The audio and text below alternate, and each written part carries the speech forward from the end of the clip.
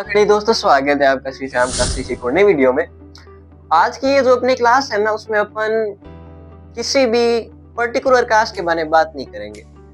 अपना इस बार कोई लेसन नहीं है, कोई चैप्टर नहीं है, अब की बार नॉलेज है अपना। वो अपना नॉलेज कैसे है? वो अपना नॉलेज ऐसे है कि आज अपन करेंसी के बारे में बात करेंगे। आज अपन करेंसी के बारे में बात करेंगे, बिजनेस के बारे में बात करेंगे, कोई देश कैसे ऊपर उठता है, कोई देश कैसे नीचे गिरता है, वो अपन सारी डिटेल अपनी बात करेंगे आज। इंपॉर्टेंट चीज है क्योंकि ये जो अपनी आधुनिकता है ना, इसमें किसी और चीज के बारे में जानकारी हो ना हो, इस चीज के बारे में जानकारी मेरे हिसाब से जरूरी है। क्यों? किसी भी देश में अपना सबसे जरूरी क्या होता है? उस देश की इनकम, उस देश की रेप्यूटेशन, यही सब होता है। और इसी सब के बारे में जानना हमारा एक तरह से कह सकते हैं अधिकार है, या फिर कहें तो इस आधुनिकता का, इस मतलब इस भविष्य के देश का, या फिर तुम वर्तमान के देश का ये बेस है अपना, जो हर नागरिक को पता होना चाहिए। ठीक है, आज अपन ये अपना लेसन स्टार्ट करते हैं। तो पहले तो अपना ये सवाल है कि किसी देश के बारे में जानने सबसे पहले आप क्या जानना चाहोगे? तो उसके दो उत्तर मेरे दिमाग में आ रहे हैं। पहला, उसकी हिस्ट्री क्या है। दूसरा, वो अभी कैसे चल रहा है।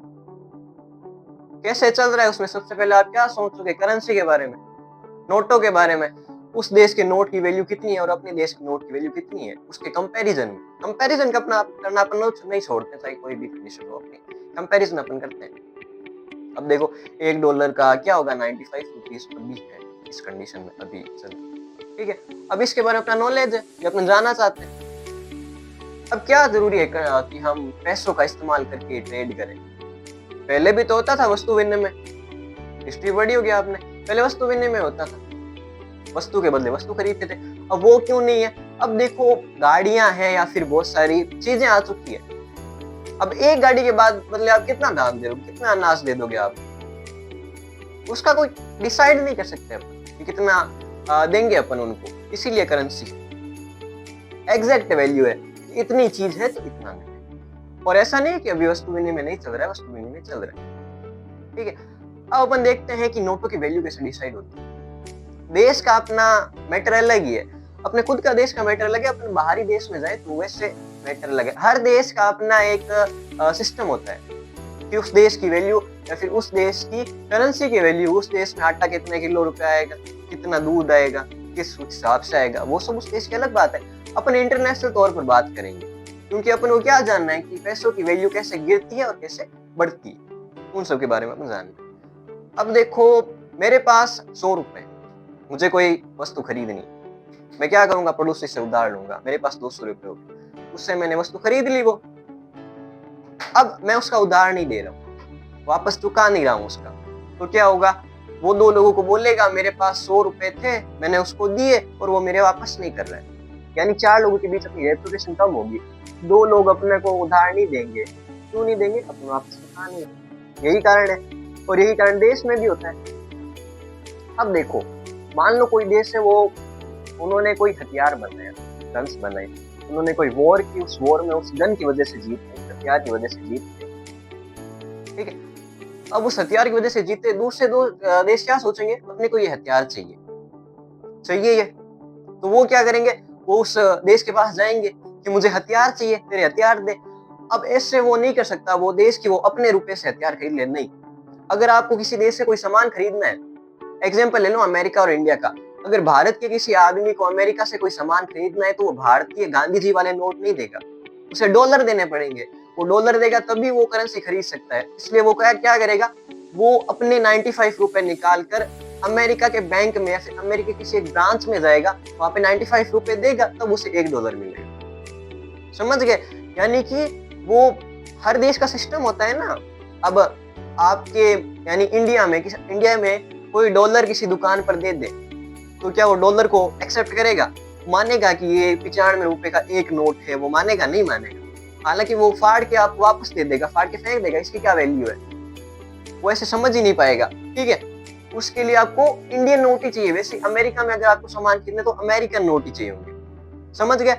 अब देखो, आपने इंडियन रुपीस दिए, अमेरिकन नोट ले लिए। अब वो ऐसे तो नहीं बोल सकता, वो खुद ऐसे नहीं बोल सकता कि तुम्हारे तुम उसे सामान खरीद रहे हो, इसका मतलब ये है कि तुम्हारी नोट की वैल्यू मैं कम करूंगा। मेरे पास 100 रुपए हैं और मैं तुझे केवल इसका $1 दूंगा, यानी उसने 5 रुपए अपने बढ़ा लिए, इस स्तर बढ़ा लिए। वो खुद ऐसा नहीं कर सकता। कोई भी देश अपनी नोटों की वैल्यू खुद तय नहीं करता कि बाहरी देश की उसकी वैल्यू कितनी होगी। उसके लिए एक वर्ल्ड बैंक है, वर्ल्ड बैंक के साथ बहुत सारी कंपनियां होती है जो कि इन्वेस्ट करती है किसी देश में, ताकि वो देश अपग्रेड कर सके, वापस में रिटर्न कुछ कर सके। उस हिसाब से वो सब सिस्टम करते हैं। अब वो सब डिसाइड करते हैं कि कितना नोट किसकी वैल्यू होगी, ठीक है। अब उस देश है वो जिसने कोई हथियार बनाया है। अब अमेरिकन हथियार बनया, भारत खरीदने गया। अब कोई नई चीज है, वो बंदूक नहीं है। अब अमेरिका अपने हिसाब से उसकी वैल्यू तय कर सकता है। अब देखो कि वो बंदूक अमेरिका ने बनाई, तो इसका मतलब ये तो नहीं है कि उसका जो ब्लूप्रिंट होगा वो इंडिया के पास होगा तो इंडिया बना लेगा। अगर एक गन खरीद ली तो वो उसको खोल मेल के कैसे भी करके वो बता सकते हैं कि इसको कैसे बनाया गया है। लेकिन आपके पास कोई ब्लूप्रिंट नहीं है, वो सामान भी नहीं है, तो अपन कैसे बनाएंगे? यानी वो केवल एक उसी देश के पास है। अब वो देश उसकी वैल्यू कितनी भी कर सकता है, उसके पास इकलौती चीज है, वो पूरे विश्व में इकलौता देश है जिसके पास वैसी गन है, तो उस गन की वैल्यू कैसे भी रख सकता है, कितने भी डॉलर रख सकता है अमेरिका अपनी उस गन की वैल्यू। तो ठीक है, तो भारत ने उसे खरीदा। अब दूसरे देश क्या सोचेंगे, 4 देश सोचेंगे हाँ ये चीज काम की है, तो वो भी उस चीज से खरीदेंगे। यानी आदान प्रदान हुआ, अमेरिका के डॉलर ने ज्यादा लोगों ने खरीदा। क्यों? क्योंकि वो जो अमेरिकन गन्स है वो केवल अमेरिकन डॉलर में खरीदी जा सकती है, इसलिए वो क्या करेंगे, वो अमेरिकन डॉलर ट्रेड करेंगे, यानी अमेरिकन डॉलर अपने रुपए से खरीदेंगे। उस हिसाब से क्या हुआ, अमेरिकन डॉलर की वैल्यू बढ़ गई। अब देखो बाजार में कोई सामान आया, उसको आप खरीद रहे हो, 4-5 लोग खरीद रहे हो, फिर 20-25 लोग खरीदने लगे, तो इसका मतलब क्या हुआ, उस सामान की वैल्यू बढ़ेगी, सामान की वैल्यू बढ़ेगी और सामान कम होगा। कोई सामान खरीदा जा रहा है, उसकी वैल्यू कम होगी, मतलब वो चीज तो कम होगी, आप खरीद रहे हो उसे, लेकिन वो वस्तु तो कम हो रही है धीरे धीरे। अब इसका मतलब ये है कि उस वस्तु की वैल्यू, यानी कि अमेरिकन डॉलर की वैल्यू बढ़ गई। क्यों? क्योंकि अमेरिकन डॉलर ज्यादा लोग खरीद रहे हैं। क्यों खरीद रहे हैं? क्योंकि उन्हें गन्स चाहिए जो केवल अमेरिकन डॉलर्स में से, सीधा सा फंडा है। अब इसका मतलब ये है कि अमेरिका क्या है, अपने डॉलर्स को ज्यादा बेच रहा है दूसरे देश वालों को। अब इस हिसाब से वो वर्ल्ड बैंक या फिर वर्ल्ड बैंक क्या कहेगा, या फिर 4-5 लोग कि इस देश के पास ज्यादा पैसे है, या फिर ये अपने डॉलर्स की या पैसों की ज्यादा कर रहा है, वो मैनेज कर रहा है, ठीक है। अब इस हिसाब से अमेरिका के डॉलर की वैल्यू धीरे धीरे वो बढ़ा दी दूसरे देश के हिसाब से। अब देखो, पहला अपना ये चीज हो गया कि किसी भी देश की कोई करेंसी है उसकी वैल्यू बढ़ती कैसे है। अब देखते हैं कम कैसे होती है, घटती कैसे है। दोनों चीजें इंपॉर्टेंट है। आज का ये अपना टॉपिक यहीं तक था, ठीक है। अब देखते हैं डिक्रीज कैसे होती है। अमेरिका ने गन ली, ठीक है, खरीद ली। अब दूसरा देश, मान लो पाकिस्तान है या फिर कोई भी अदर कंट्री है, कोई दूसरी कंट्री है, अब वो गन्स खरीदनी है लेकिन उसके पास पैसे नहीं है। अब उसको पता है कि मुझे ये चीजें चाहिए लेकिन मेरे पास पैसे नहीं है, मैं क्या करूं? वो क्या करेगा, वो दूसरे देशों से हेल्प मांगेगा, या फिर क्या करेगा, वो वर्ल्ड बैंक से हेल्प मांगेगा। वर्ल्ड बैंक से हेल्प मांगी। वर्ल्ड बैंक पूरी दुनिया का बैंक है जहाँ पे हर देश का पैसा जाता है। वो वर्ल्ड बैंक से ये बोलेगा कि मुझे पैसे चाहिए गन्स खरीदने के लिए, वो पैसे दे देगा। पैसे किस कंडीशन में देगा, जब उसके पास पहले कर्जा ना हो या फिर उसकी कंडीशन अच्छी हो, तब वो पैसे दे देगा। अब मान लो अमेरिका के मतलब पाकिस्तान पर कोई कर्जा नहीं है, एक बार सपोज करो, तो वो वर्ल्ड बैंक से लोन ले लेगा। लोन लेने के बाद क्या करेगा, वो गन्स खरीद के आपस में बांट लेगा। अब मान लो कि कर्जा बहुत ज्यादा बढ़ गया, पाकिस्तान का कर्जा बहुत ज्यादा बढ़ गया। अब पाकिस्तान क्या करेगा?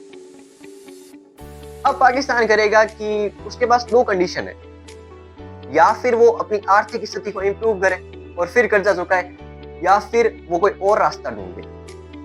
अब उसमें तो टाइम लगेगा, आर्थिक स्थिति इंक्रीज करेगा वो, उसमें तो टाइम लगेगा। अब ऊपर से उसकी नोट की वैल्यू भी गिर रही है क्योंकि उस पर कर्जा है।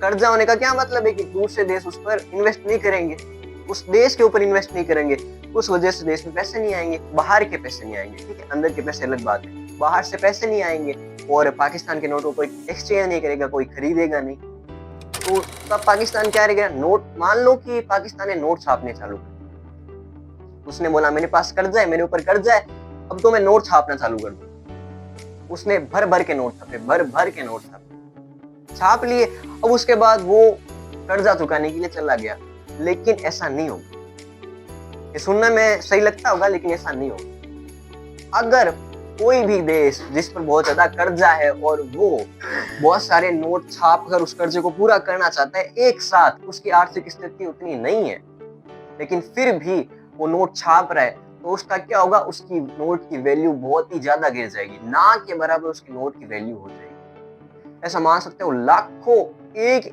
भारतीय रुपए का लाखों पाकिस्तानी डॉलर ऐसा